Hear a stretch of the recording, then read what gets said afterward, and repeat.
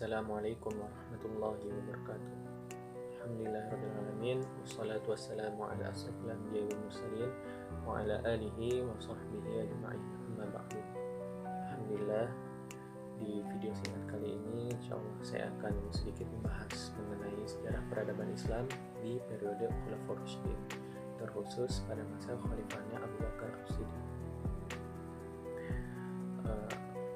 Secara arti atau maksud, Kekhalifahan Rasyidin adalah kekhalifahan yang berdiri setelah wafatnya Nabi Muhammad SAW pada tahun 632 Masehi atau tahun 11 Hijriah.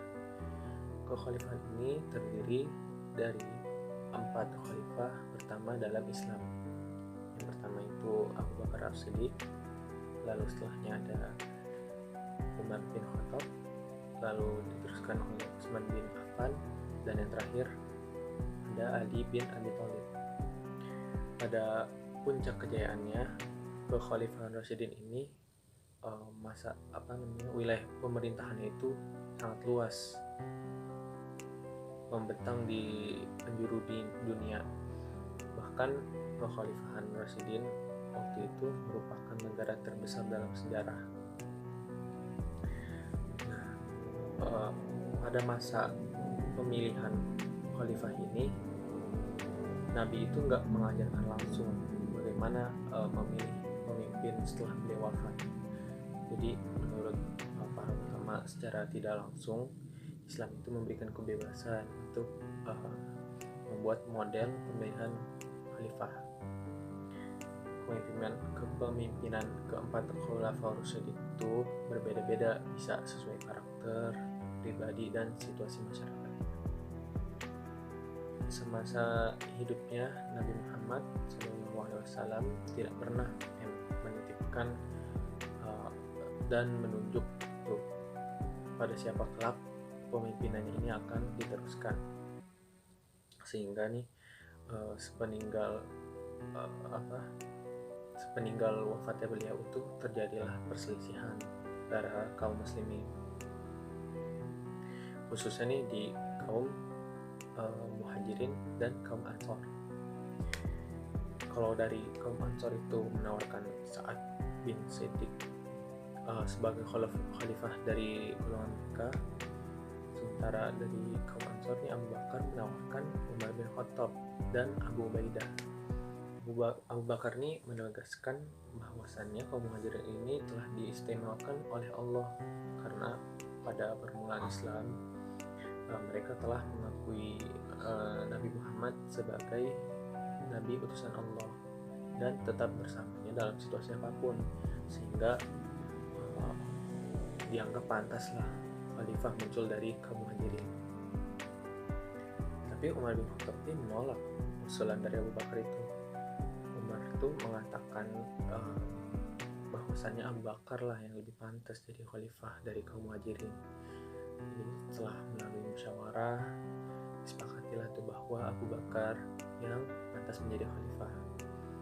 Adapun kesepakatan tersebut tuh dikarenakan Abu Bakar ini termasuk orang pertama yang masuk Islam atau as-sabiqun al-awwalun. Terus juga Abu Bakar ini orang pertama yang mengakui adanya peristiwa Isra Mi'raj. Terus Abu Bakar As-Siddiq ini juga yang menemani Nabi Muhammad hijrah ke Madinah. Terus kalau secara kepribadian Abu Bakar As-Siddiq nih orang itu sangat gigih dalam melindungi orang yang memeluk agama Islam. Terus juga pada semasa sakitnya Nabi Muhammad itu Nabi menunjuk Abu Bakar As-Siddiq sebagai imam sholat, sebagai pengganti Nabi sewaktu sakit. Abu Bakar ini juga selalu terlibat dalam semua peristiwa yang dialami Nabi. Abu Bakar tuh juga dikenal sebagai seorang yang pemberani, yang selalu gagah di segala medan perang. Dia tuh nggak bakal bergeser dari sisi Nabi, selalu membela dan selalu melindunginya, membentenginya. Abu Bakar dikenal juga sebagai sosok yang dermawan dan suka menginfakkan sebagian besar hartanya di jalan Allah. Contohnya pada perang Tabuk, Abu Bakar tuh menyedekahkan semua hartanya untuk bekal pasukan Islam. Terus juga banyak sahabat yang masuk Islam tuh melalui Abu Bakar As-Siddiq, seperti Utsman bin Affan, Zubair bin Awam, dan Abdurrahman bin Auf. Abu Bakar juga telah membeli dan membebaskan sejumlah budak yang mendapatkan siksaan keras dari tuannya. Yang terkenal Bilal bin Rabah, Amir bin Fuhairah, Jamirah, dan yang lainnya. Pada masa awal pemerintahan Abu Bakar banyak diguncang oleh pemberontakan orang-orang murtad. Terus juga banyak yang mengaku-ngaku jadi nabi. Terus banyak orang juga yang enggan membayar zakat. Nah, karena hal inilah khalifah lebih memusatkan perhatiannya memerangi para pemberontak. Maka dikirimlah pasukan untuk memerangi para pemberontak ke Yamamah. Dalam insiden itu banyak para penghafal Quran yang mati syahid. Kemudian karena khawatir hilangnya Al-Quran, Umar bin Khattab ini mengusulkan pada Khalifah Abu Bakar untuk membukukan Al-Quran. Kemudian untuk merealisasikan saran tersebut, diutuslah Zaid bin Sabit untuk membukukan semua tulisan Al-Quran. Pola pendidikan Khalifah Abu Bakar masih seperti pada masa kepemimpinan Nabi, baik dari segi materi maupun lembaga pendidikannya.